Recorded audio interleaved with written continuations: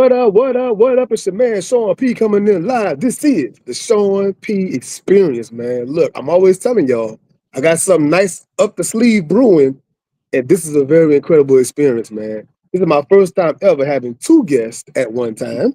This is my first time ever doing three shows in 3 days. It's a lot of firsts going on right now. And I am so excited to have my sister, Anita Kopacz, back on the Sean P experience, and her lovely, lovely sister, Michelle, is joining us. How y'all doing today, ladies? Hey, hello. I'm doing amazing. Thank you. How are you? Man, I am amazing. I'm excited. I'm fantastic. I gotta always give this backstory because I say it in private. I'm gonna say it on camera. So my sister, Anita Kopacz, was one of the first like major artists to ever allow me to interview her on my old show. This is probably 4 or 5 years ago. And I was doing shows before that, but whenever I did this particular show, people was like, "Oh, this guy is serious. Like, he's not playing around." Okay, and it really, really opened me up for a lot of guests to come thereafter that. So I got to always give props and honor and reverence to Miss Anita for allowing me to do that. Absolutely. I'm so excited. Excited to be back. Anita has that magical touch on people. Always been that way. Oh, thank you. Thank you. And so let me do the official introduction. Right, y'all ready? Yeah. I'm honored to welcome the best-selling author Anita Kopacz to the Sean P Experience. Anita's storytelling is both mystical and deeply rooted in her words being ancestral wisdom, historically true and divine feminine power to bring life to the page. In the upcoming interview, we'll journey through her spirit-soaked streets of New Orleans and discuss the sacred nature of birth and blood and unpack the spiritual, historical, and emotional layers behind the wind on her tongue, right? And then we also have an amazing sister, Michelle Kopacz, who is a featured actress in the brand new Hulu series. You got to see it, Washington Black. I've been watching it all week. I binged it. It is incredible, and I'm so blessed to have her here to talk about it on the Sean P Experience. What a show! And she also is the read the Yeah, audiobooks to both yeah, my yes. novel. The amazing audio narrator on both of the projects. Amazing audio work, right? So let's talk all about it, man. So first of all, this show is called Sitting with the Griots, the storytellers, the keepers of the tales. How do both of y'all feel about being modern day griots for the ladies? And both of y'all tell stories in different ways. So tell us about that. Absolutely. I definitely uh consider myself a storyteller. I feel like that is one of my main identities is being a storyteller. And really our mother is an amazing storyteller. Like if you sit with our mother, you are going to hear some stories. And so I think that might be where we got it from. She's always telling us stories of how she was raised and the magical places. She would always talk about the ocean. And so I feel like for me, storytelling is medicine. And there's so many different layers of messages that can come through. Yes, we might be saying certain words, but beneath the words, there's so many energies coming through. And so I think that's, for me, my experience of a modern day griot. And I think for me, well, definitely as children, as kids, um, Anita and I would always be storytellers in our own way. She always wrote, like literally, she's been a writer all of her entire life. And she would write really amazing books. And she always would draw too. She was an illustrator. She was very good at drawing. And then I always liked to read the books out loud. I would read her stories out loud. We would do puppet shows where I would read the story and she would do the puppets. Or, there was always some kind of performance aspect too of my reading, and I've always loved to do that. So when she asked me to read the audiobooks for Shallow Waters and The Wind on Her Tongue, I was so happy. It was like literally something that I love, love, love to do. So it just kind of was a no-brainer. Absolutely, yes, I'm going to do that. This is amazing to hear that like both of you have been on the journey your whole lives. It sounds like both of y'all been on the path that you're on. We see you right now. That's amazing. Yes. And it also feels like just how important it is to keep play in our life. Like we're doing the things that we loved to do as children. And for me, that's a huge indicator of, are you keeping play in your life? Because that will calm your nervous system. That will keep you healthy. It's so important to keep play in our lives. And so, Anita, coming off of the success of Shallow Waters and everything you did with that, what was it like sitting at the blank screen, like, all right, I'm about to write book number 2? Like, what was the process writing this book versus the first book? And was there any kind of pressure, like the sophomore jinx kind of talk?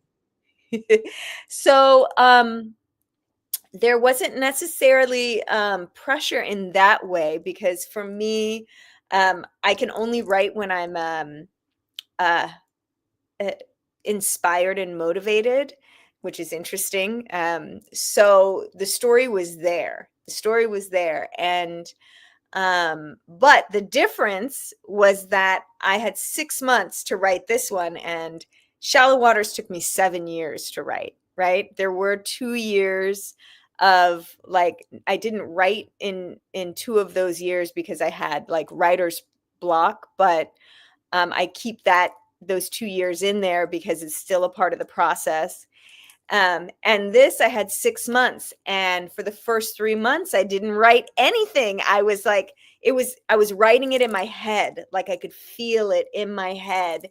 And I was like, okay, oh yes, this is happening, this is happening. And then when I was like, I got 3 months, I have to start writing. And so I wrote it in 3 months. So it was a different experience in that way. It felt like, it felt actually gentler and kinder. With Shallow Waters, I went through so many intense life lessons. And I know that Yemaya is a very deep Orisha, very deep deity. And I was actually nervous about writing about Oya after Yemaya, because in my mind, I was thinking Oya is going to be scarier than Yemaya, scarier, right? Because she's the storm and all of this. So I was like, oh my gosh, Yemaya dang near killed me while I was writing about her. What's going to happen? And what I likened the experience to was almost the fear or the trope that people have about angry Black women, right? And I felt like I put that on Oya. I said, like, she is an angry Black goddess, right? Like, I was like scared. And when I got like in with her, it was like, she's not angry, she's just powerful. That's it. She's powerful. And I got to sit with her power. And so, Michelle, you mentioned like always reading the stories and being animated and things like that. And you are an actress, very much so. Tell us about the difference between like being in that booth and you're reading this audiobook versus things you're doing in other performance-wise situations. That's a really good question. Honestly, it seems like there would be a huge difference between the camera being in your face and showing every single part of you compared to a big old microphone being in your face, hearing every single part of you. So besides that difference, that of the mechanical differences, honestly, the acting is almost the same. It does feel a little freer in the booth in the audiobook recording because nobody's looking at me. So if I'm starting to feel, I don't know, weird or over the top or passionate or, corny or whatever, I'm free to feel all those feelings, like kind of like within my own head, but like it's coming across in my voice. And obviously with the camera on screen, the everything gets picked up. Everything gets picked up. So I think that a lot of acting has to be also in your mind. Like you have to think about what is the character thinking in this moment, because that's gonna, like, somebody that's watching it is going to know if you're really in that moment or if you're not in that moment. And you can really tell when you're on screen. I want both of y'all to speak about, in today's time we living in, the audiobook game is taking off. People are doing audio because a lot of people are reading physical books a lot less for various reasons. Tell us about what you think the importance of audiobooks are in this day and time. I think that it's really good as a, like, from a learning point of view, from a learning perspective. It's great to know how to read, to look at something and to know what that word means, and to visualize that word. However, some people learn better by listening, hearing. Sometimes they when they hear something, they are able to do something else, like drive or fold the laundry or whatever. Or they can visualize the story better with the audiobook, and especially with the way that the audiobook is being read, they can really get into it. Like, that just reminded me, when Anita and I were kids, we were in a school that was a performing arts elementary school and middle school and high school.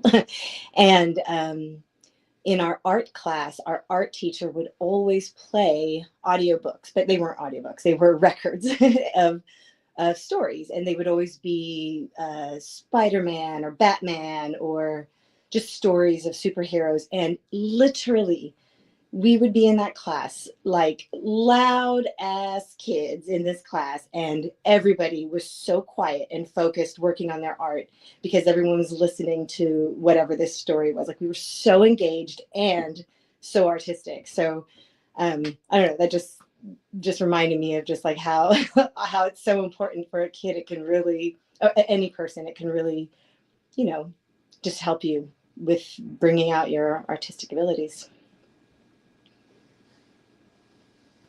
Yeah, that Absolutely. reminded me of Anita, your label mate, Tamika Mallory. In the Tamika Mallory book, her last book, she was talking about her childhood, but her parents always played Malcolm X speeches and Huey P. Newton and other black leader speeches all the time. And you're a kid just playing, but the subconscious mind is picking up things, unbeknownst to you. So it reminded me of that when you said that. Yes, and her book is so amazing. I'm actually interviewing her in Martha's Vineyard on August 9th. So if anyone's out there at the Black Book Festival, come see the interview. But what I also wanted to say about the audiobooks, yes, all of the things that Michelle said. Also, I've shared before, I'm not sure if I shared on your podcast, but I am dyslexic. So while I am, it's a whole process for me to write, it's also hard for me to read out loud. And so that's why, like, it's like I could have done it, like I could have, but it's also just wasn't in my pleasure, right? And I'm like, well, Michelle has the same voice as me. Like, people are like, when they listen to it, they're like, oh, she sounds exactly like you. And it's in her pleasure.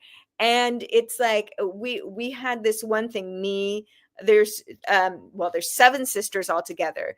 And 3 of us were in the acting business together, me, Ivana, and Michelle.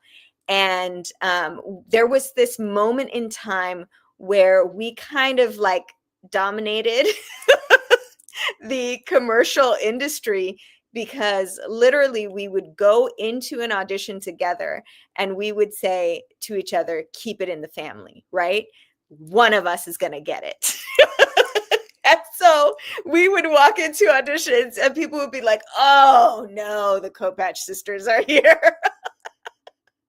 And so it was like, it's perfect because if there's something that I can't do or or is hard for me to do, one of my sisters will do it for me. Or if there's something that one of my sisters don't want to do, I will come in and do it for them. So this just really fit the bill.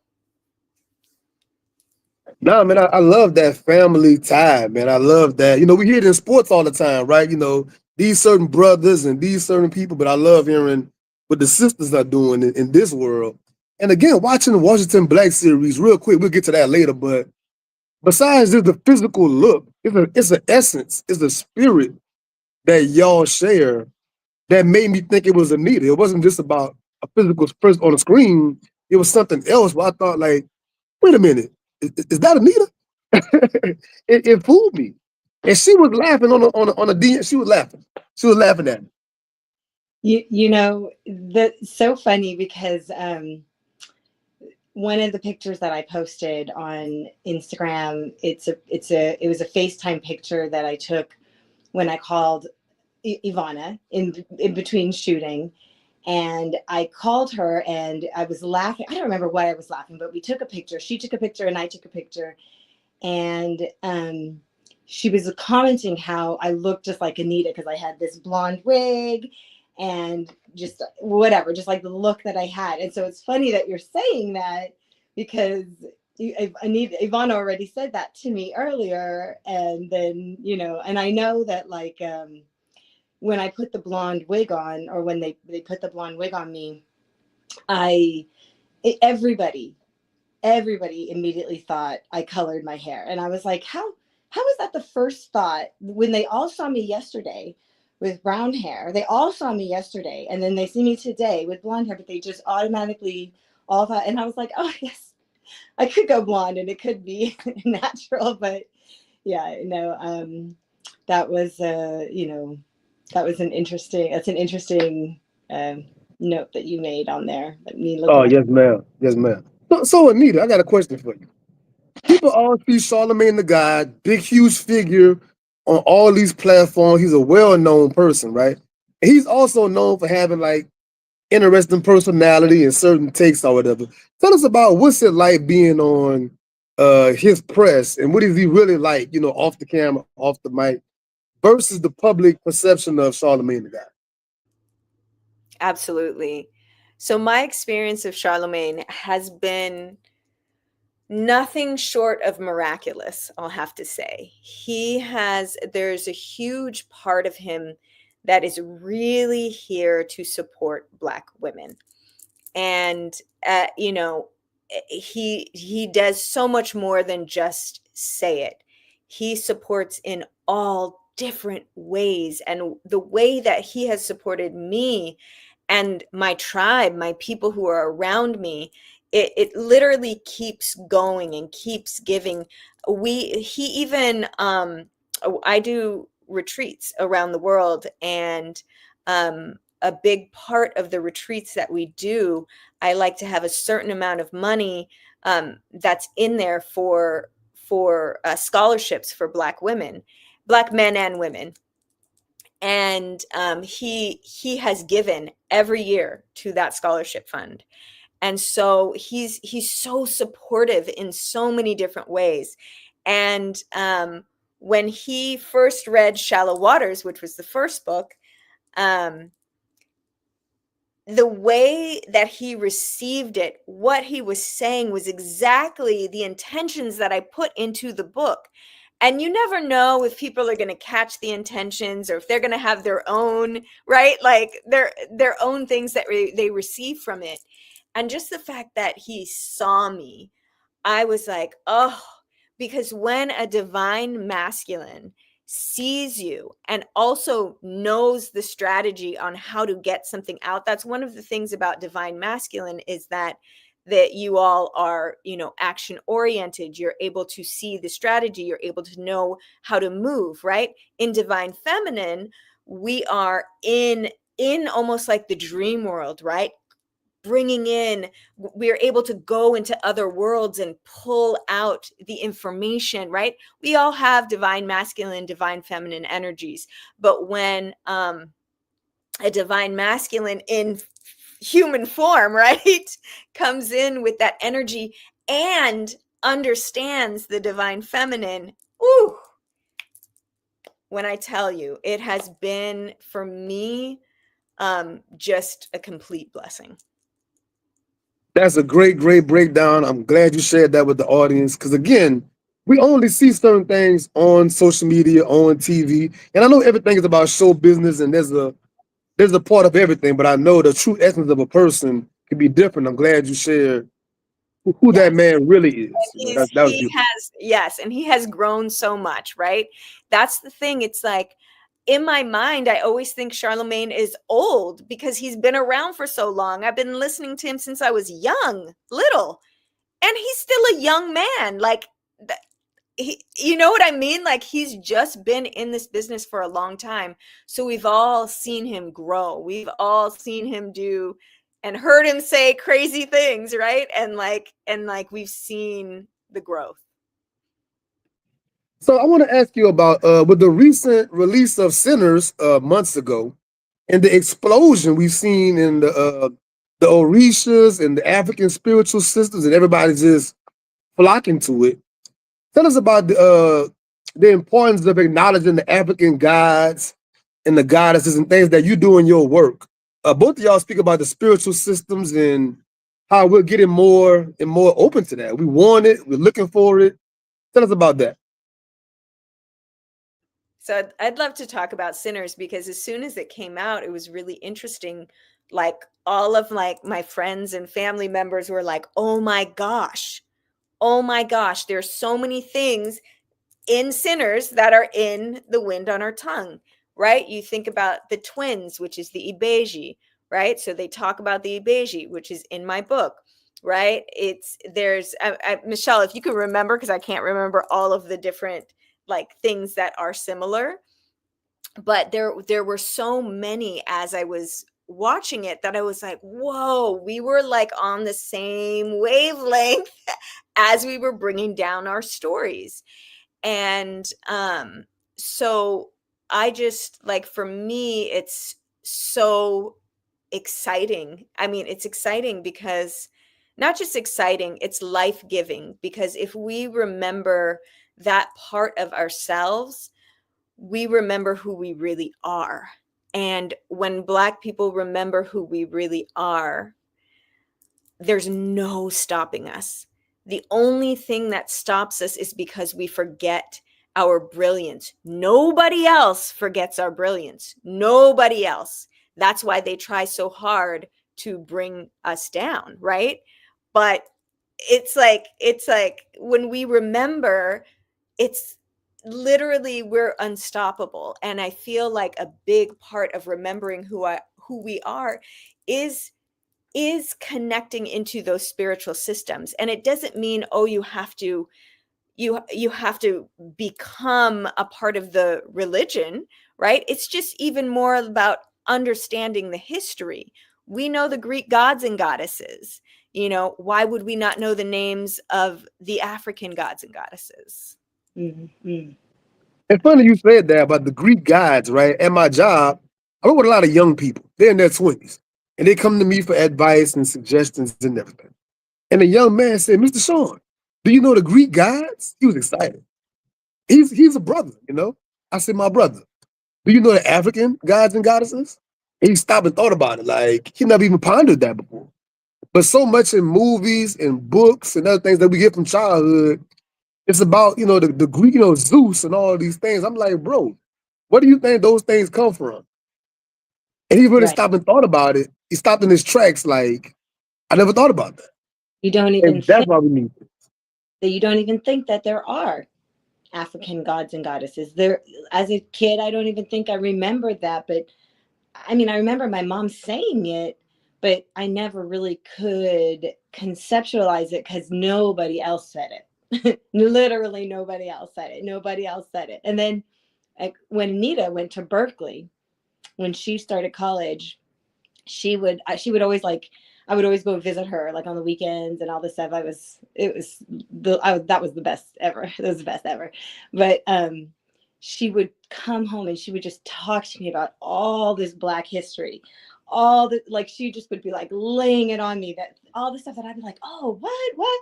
And it almost felt unbelievable. Like I felt like it was a movie or story, and I'd be like, oh, okay. And I'd sit and listen to her retell the story of some Egyptian history or some kind of ancient African something. And but like, it's, I guess it doesn't, it's good to learn that stuff earlier, but it's better late than never. So at least we're But talking now. I gotta say, being here in Louisiana, right? Even whenever it was even whispered about, it was highly frowned upon. It was like not to be touched, run away from it. I live in a certain city in Louisiana, St. Martinville, and this particular area is known historically for like hoodoo and all of these fables and tales about weird things happening. So like it's something you don't even touch. So as a child, you definitely not hearing this stuff because it's like frowned upon. Like run away from that, you know. Most And of, that is on purpose. yeah. That is on purpose. They maimed, killed, beat anybody who was practicing their there's the original African spiritual practices. And so all of those things became underground, right? And we think about how they make voodoo look on screen, or how they have, right? And that's one of the things I loved in Sinners, was how it was just so beautiful how they brought it, kind of weaved it in. And so yes, and this one, within the wind on her tongue, there is voodoo in it. And Marie Laveau, Mary Ellen Pleasant, they were both voodoo queens, and which is another reason why a lot of times we haven't learned about them in school, because they are very important historical figures.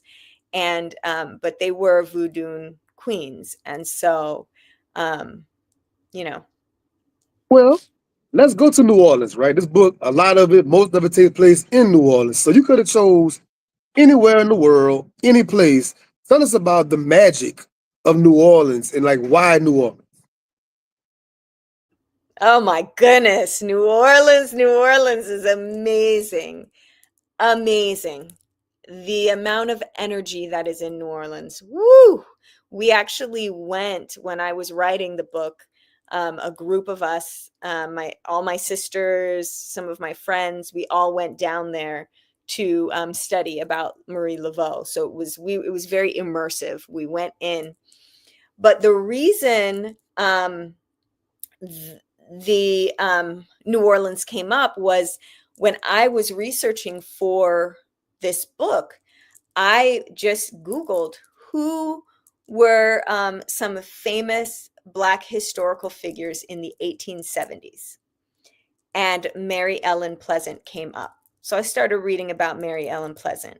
I had never heard about her. I know some people have, but I had never heard about her.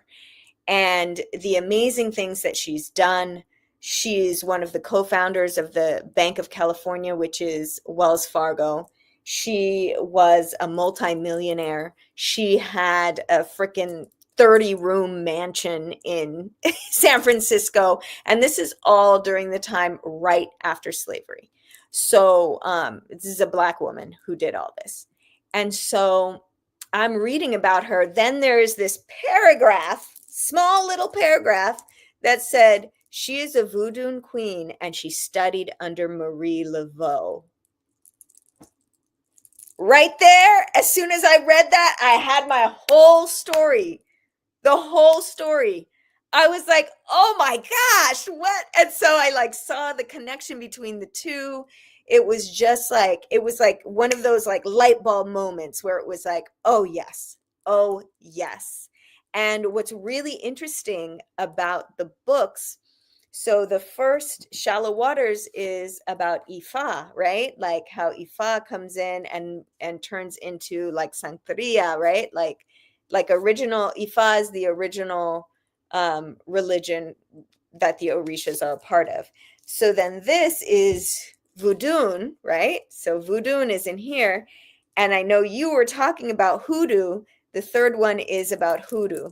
So there is like the different kind of energies within each of these books, and kind of redefining them for our generation, our audience, you know, like so that we can have a story that doesn't demonize that. So you have food all throughout the book. It's food, it's ingredients. You're being very specific for a reason, I'm sure. So tell us about the importance of food in the work. And clearly you had some great tasty dishes down here in New Orleans based on what you were talking about. So tell us about food in the book. Absolutely. I would love to hear about, oh my gosh, speaking of that. So I would love to hear about what Michelle felt like when she was reading about the food, because there's so much food in the book. But that wasn't necessarily, all of it wasn't necessarily on purpose. I am just a foodie and I love food. so, and so I probably was just getting hungry while I was writing. And you were going into details, like this many olives and this garlic and then the pepper. I'm like, okay. Yes.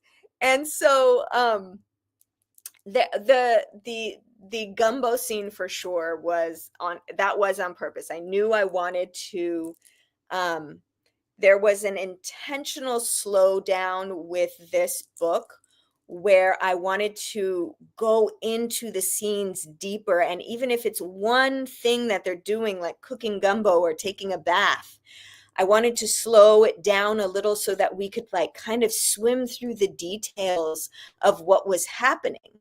And because, you know, Shallow Waters is very fast paced. And I noticed that people have said that it does still feel pretty fast paced, which was interesting because I was like, really? Because I really slowed it down. Like I slowed it down. It's still Yeah. move and groove, but you're right. Like on the bag in particular, it made me think about like how sacred all this stuff is. We just do it just to do it, but all this stuff is sacred. And they did make food for a reason. They didn't just make gumbo. They had their love and intentions why it tasted that way. Yes. Because it was all intention. It wasn't just watch a little TikTok video and just, oh, I'm gonna do a little of this. Like it was all these things in there. So that was important. Yeah. And you know, for Marie Laveau in particular, like this is I don't want to say historical fact because there's so many different stories about Marie Laveau out there, but there were stories about the how she would create last meals for prisoners, and she did so many things to visit prisoners and help them. And they said that sometimes if someone requested that their last meal be poisoned, she would do it for them so that they wouldn't have to die in front of other people if they were on death row. And I don't know if that is true, but that story has been said many times. And they did tell us that when we went down there to learn about her. But I do want to ask Michelle something about it, because I know there's parts within the book where they do speak Creole, and I know Michelle had to read that. I didn't even think about it when I was writing it. Michelle had to read it on the audiobook. So I just wanted to see what was the process with that, Mishi. Well, first of all, I just would like to touch on the fact that for some reason, I am always either speaking a different language in some kind of job or singing. Two things that I don't really do that great either of, but for some reason, I guess my like don't give a F attitude. I just always kind of book that kind of jobs. Anyway, with that being said, I worked really hard on the Creole words because I did not want to mess up. I did not want to offend anybody. I don't speak Creole, so I wanted to make sure it sounded very, very authentic. So Anita actually had the words professionally recorded for me. And then she sent me the recording, and then I studied it for about 5 days, 6 days. I just studied it really hardcore, almost so much so that I got those words easily. When I was reading it, it was like, they would just flow off my tongue. And then I would mess up with very simple words that were just, and I'd be like, oh my gosh, okay, look, sorry, I don't know why I can't say this phrase, but I can just, I can't even think of one Creole phrase now. Now it's out of my brain because now I don't need to have it in my brain anymore. But I did work really hard on the Creole words. And what was the lady, Anita, that you hired to do the Creole words? Like, I can't remember her name, but she's Creole, and she did a really nice job. And I literally copied and made my voice sound exactly phonetically, word for word, how she sounded, even the intonation, the up, the Well, down. Um, Hopefully I got it right. Hopefully. yeah, you did wonderful. And I'm gonna go back to the importance of audiobooks. So a lot of my interview shows in particular, I do what they call immersive reading, where I'm reading the physical book while I'm playing the audio. Because it's Mm, amazing what you pick up in the brain, audio versus reading and vice versa. I'm doing both. So I would have yeah. never been able to read those words and understand. If there wasn't a audio book, I kind of just skip over it. Like, well, try to get context clues, try to figure out what that was, but I would never know. So thank God you're able to articulate and put that in there. Yeah, that is very true. That is another great reason to have the audiobook, to have that immersive reading, listening, reading. That's great.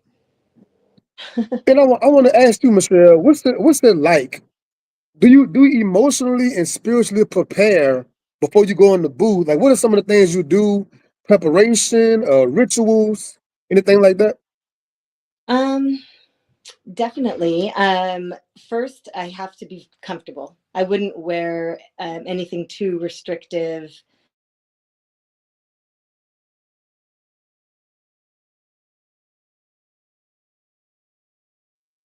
Went out for a little bit. Yeah, I don't think Until she comes back with me. I got you. Yeah, she'll be right back, I'm sure. Let's see. I'll go to another question for you. And we'll okay. circle back, right? So tell us about Ellen and Thomas, right? You have these real historical stories in your books. Real people. I love that. For the youth. Tell us about where did Ellen and Thomas come from? Yes. So Ellen is Mary Ellen Pleasant. So a lot of times she would go by Ellen or Mammy Pleasant in real life, and so Ellen is Mary Ellen Pleasant, and then Thomas was her business partner, and he did so many things to help her out. He was a white man, and in this time it was actually unsafe for Mary Ellen Pleasant to have the amount of money that she had, so he was really like the custodian of her millions, of her money. And so he took care of her, he helped her with everything. They were in business together. They both were a part of the starting of the bank, um, and so they were really close in that way. And yay, Michelle is back! I'm just talking about Mary Ellen Pleasant and Thomas. Um, so so yes, they had a real connection in life. They never said that it was a romantic connection, but there were always like alluding to it. But one of the women that Mary Ellen Pleasant helped. So what Mary Ellen Pleasant did, women would come through, live at the house, and they would learn all of these business tools, and she would basically make women independent, right? Like she would help them become independent, help them make money, find a place to stay.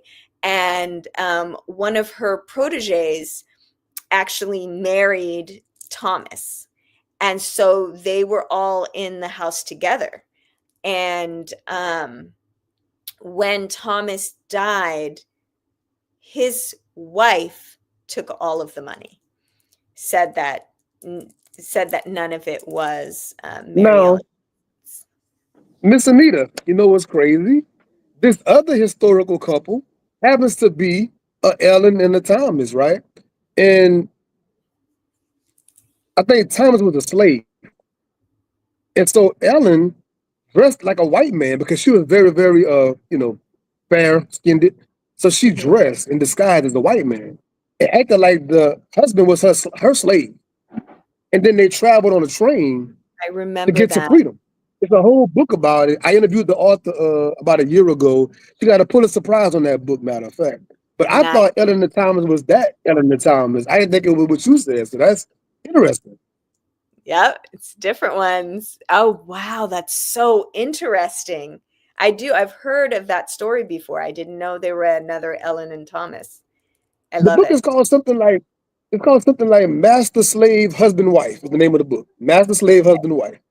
Okay. That's the name of the book. Yeah, yeah, yeah. So Wow. circling back to Miss Michelle and the question I was asking about your preparation before going into the booth, like what do you do to get ready to tackle a project? So I think I was saying I like to wear comfortable clothes. Definitely I pretty much will take my shoes off in the booth, so I'll bring slippers or some kind of comfortable socks. And then I just grabbed this because this is my pillow, which my grandmother made. And the reason I had it with me in the booth is because the mic was so hot, so, picked up everything that we were talking about, like the food and everything. I don't know if it was talking about the food or if it was just whatever I ate earlier. My stomach was growling, and in normal circumstances, you can't really hear it, but the mic could pick it up so loud. So I would have to press this on my tummy like this and read like this because you could literally hear. See, that's crazy. I never would have thought of that. I've never heard that. But this is why on this show we have future writers watch the show and future narrators, other kind of creators. You just gave a tip. I've never heard of. So maybe somebody will see it and say, wow, I'm gonna get me a pillow. Because I recorded myself audio. I've never thought about that. So in the Yeah, future, I'm gonna keep me a pillow on standby. Thank you. absolutely, no problem. So Miss Anita, this book is a trilogy, correct? It's a trilogy. So are you already working on book number 3, or is that something down the line, something in the future? Yes, I am working on it. I am. I'm working on book number 3, and it is about Oshun. And so I'm super excited about that story. Yes, yes, yes, yes. Um, and And it's Michelle, are you doing the audio for that too? Is she of on the audio? of course. I mean, that's what we I would like. know. Pillow? That's Yeah, what yeah, we pillow and all. Pillow and exactly. all. I'm definitely, I'm all about it. I'll do it for sure. Pillow and all, exactly. Please say it's about Oshun. Are there any other characters that you can tease us about, or we got to just wait till the book come out? Yes, you know what? I'll tell you one of the stories of, because the way the characters come to me, they literally send me signs.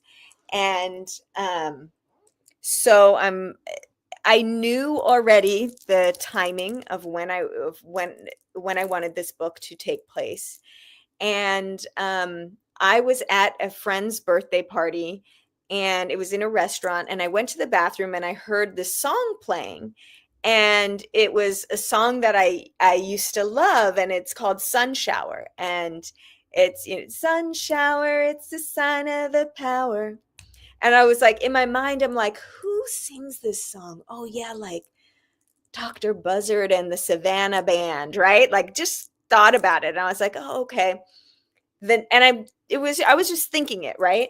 The next day I'm scrolling through Instagram, and there's this brother. I don't know what his name is or what his handle is, but he does a lot of stories about African spirituality and important figures in history. And as I'm scrolling, I see a big Dr. Buzzard. And I was like, what? And I like press on it, and he starts telling us, or telling people, about this Gullah Geechee man named Dr. Buzzard, who would chew root when he would go to the court. And so he had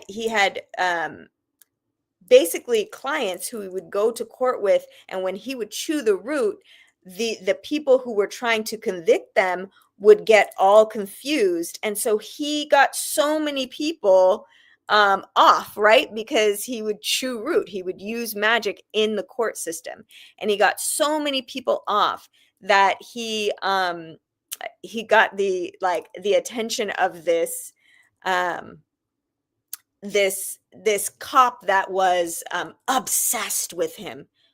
Obsessed. He was so obsessed. This is a white man. He was so obsessed that he became a medicine man. The story is ridiculous. Ridiculous. And so that's all I'll say, is that Dr. Buzzard is one of the characters. Nah, thanks for that. Thanks for that sneak peek, man. And whenever the book come out, please come back on the podcast. Come back to the show. I love having returning guests. I would love to have you both back if that's possible. Yeah, yeah. So Miss Michelle, tell us about Washington Black. Tell us about like the audition for it, and then whenever you landed it, like tell us the behind the scenes on Washington Black. Mm, well, I got that audition. Actually, Anita's daughter and Anita helped me with the audition, because a lot of auditions now are shot at home.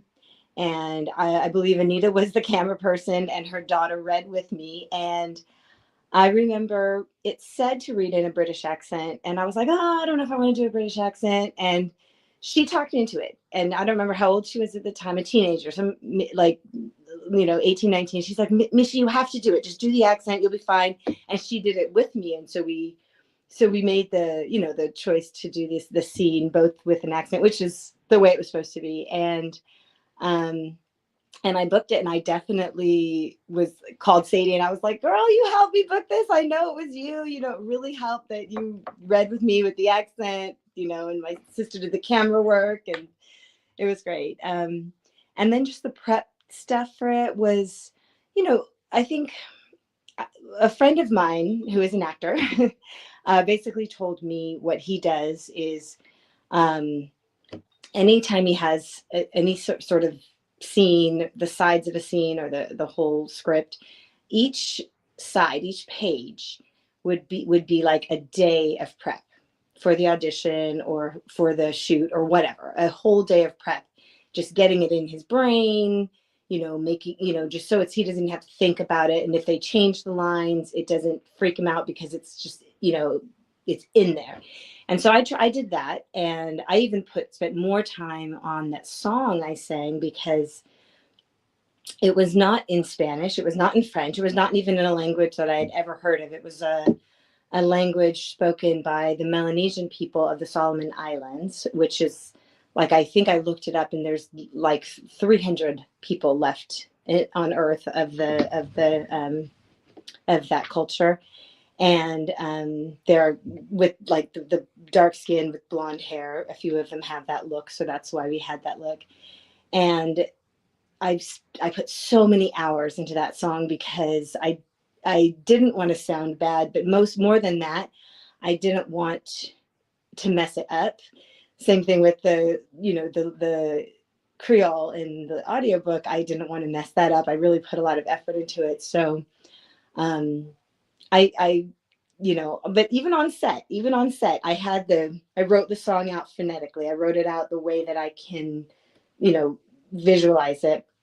And I had it on set with me. Everywhere, anytime the camera moved, and I would move it over just a little bit and kind of hide it in. And the crazy thing was, even though I knew it was there, I didn't look at it at all, and I didn't need it. But just the fact that it was there, like hidden on the set, knowing that I can look if I needed it, made me feel a lot better. And I didn't even look. So So you are my first ever actress on the show.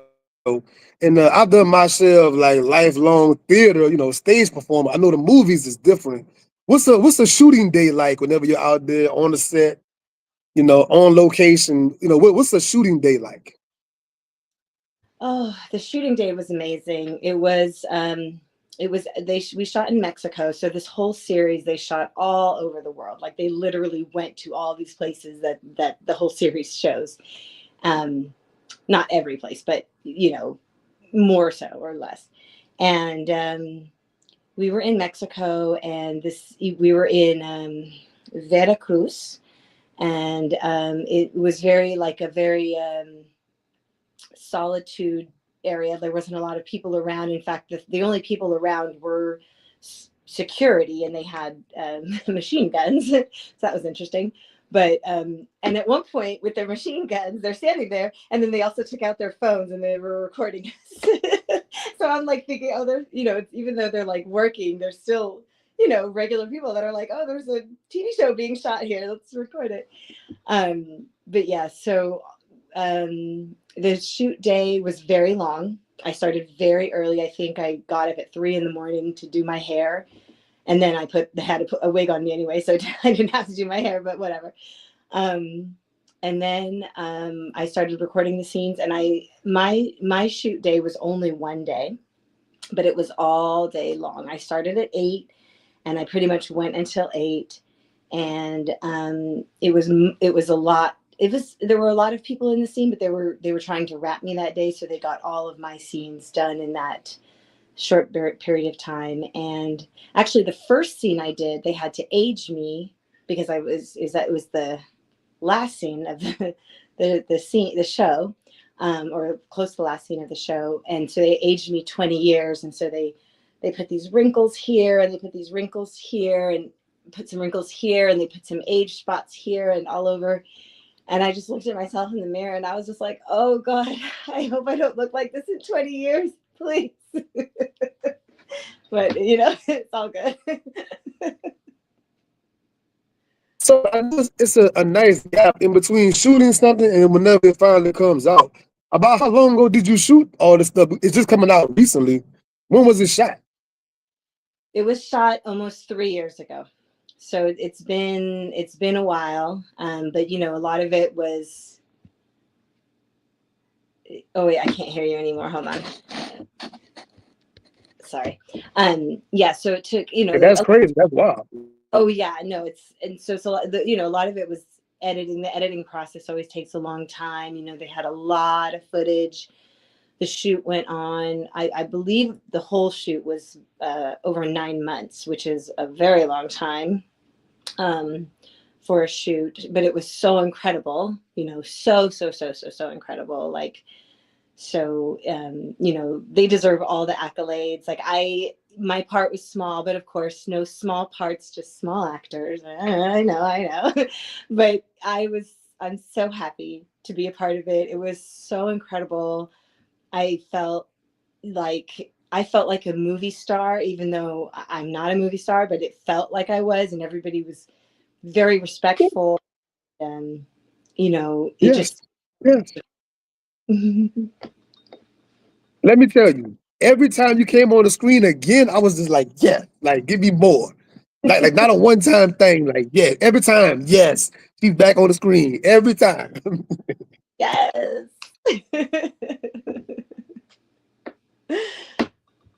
But it's been 3 years. What's it like now? Like it's finally out. People are tagging, people are doing screenshots, they're posting it. Like, what's it like now for both of you seeing it? What's it like now?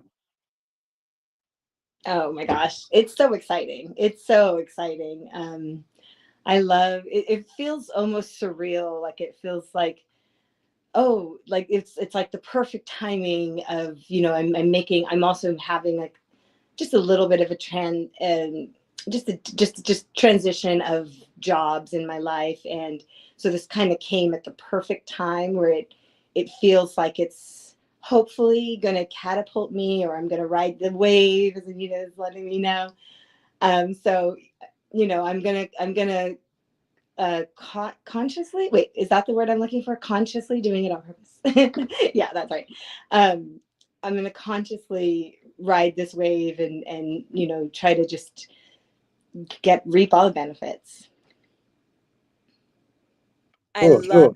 And And I think one of the things that I think is so awesome about Washington Black is that it is a magical story. It is like just like my books, it's set in a time that is was a very painful time in American history, and they bring in the magic. And I mean, there's so much black boy magic, black girl magic, right? It's just like the science.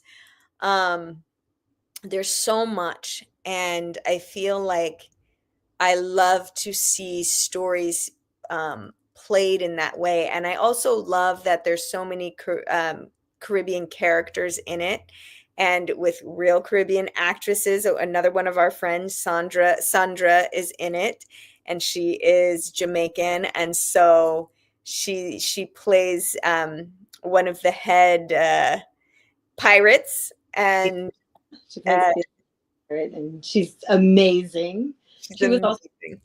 One Love, the Bob Marley story. Absolutely. Yeah. So it's just I love that these are the stories that are being picked up and made, and I want this to continue to happen. I'm while we're in the energy, we want these to become movies, right? Putting it out there.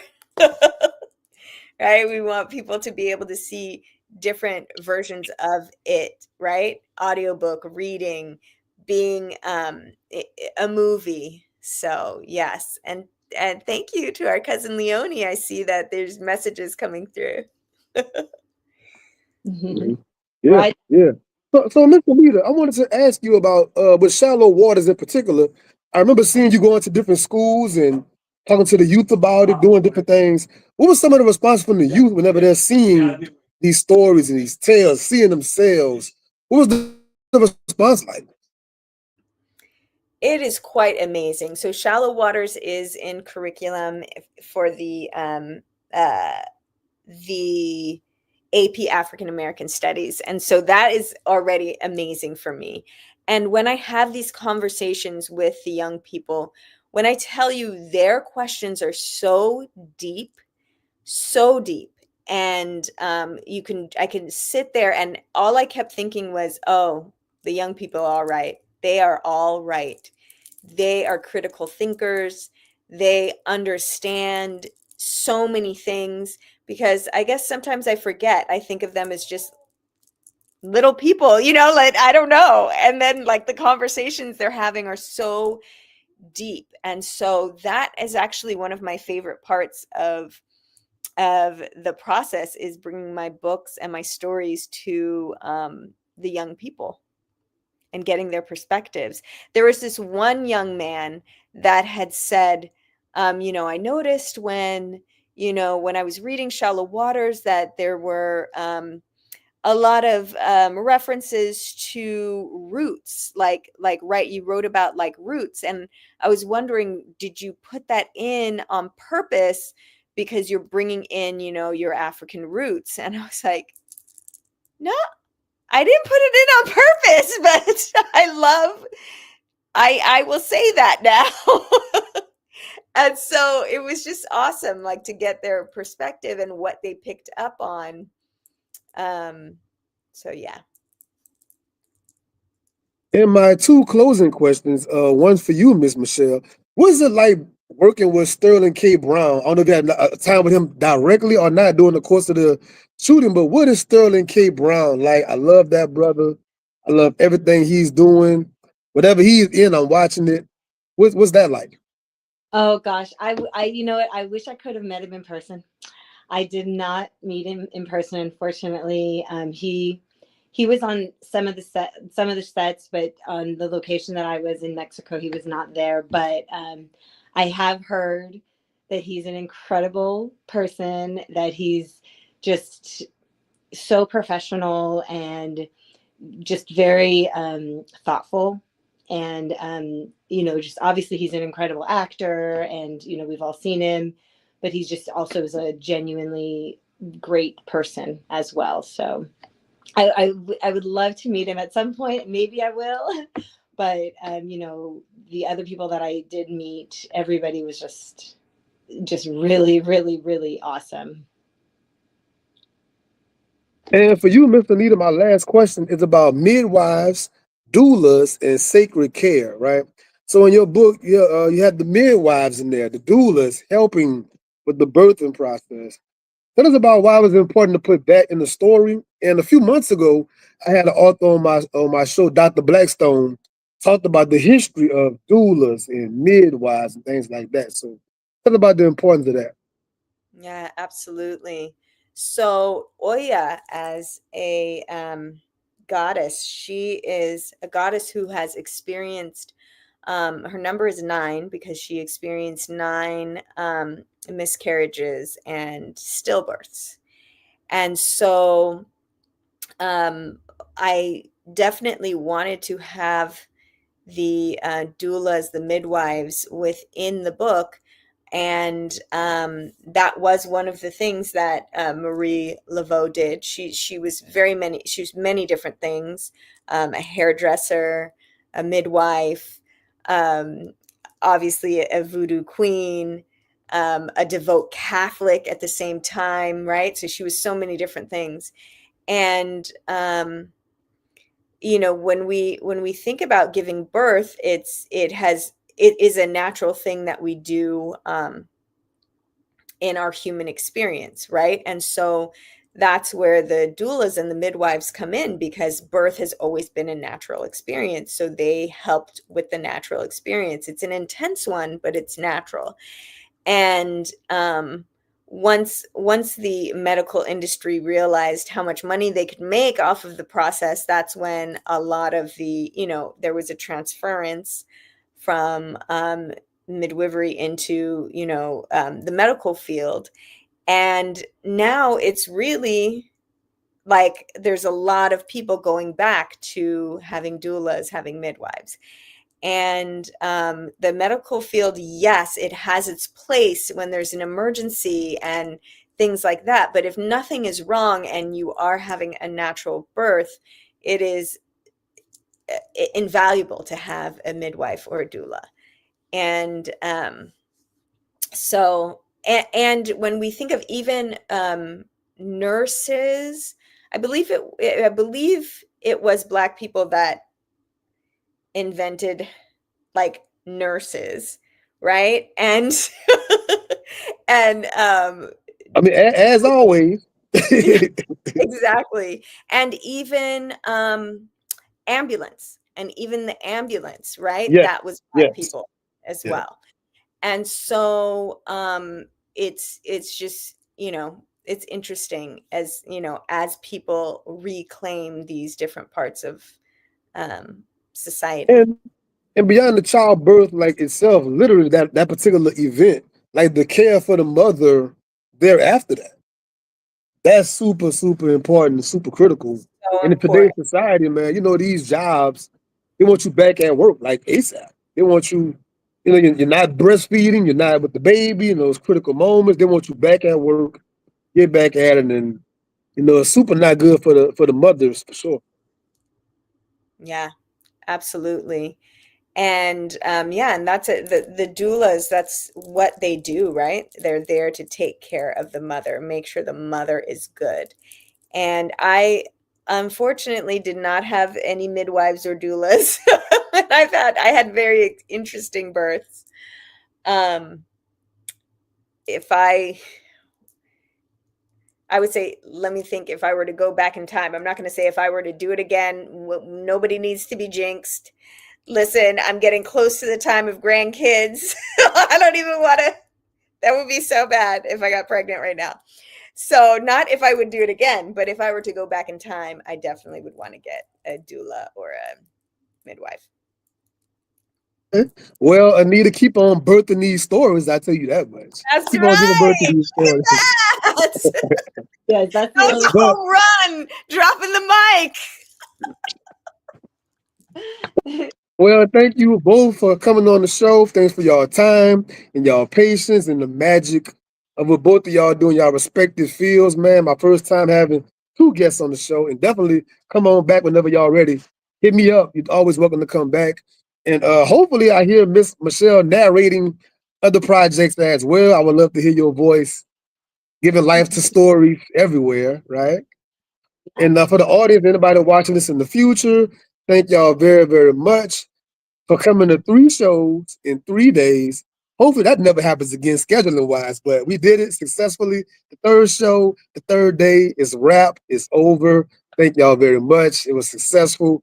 What a way to close out. And I will see you all next week. I have two more guests next week on the Sean P Experience. Flyers to come. Bye.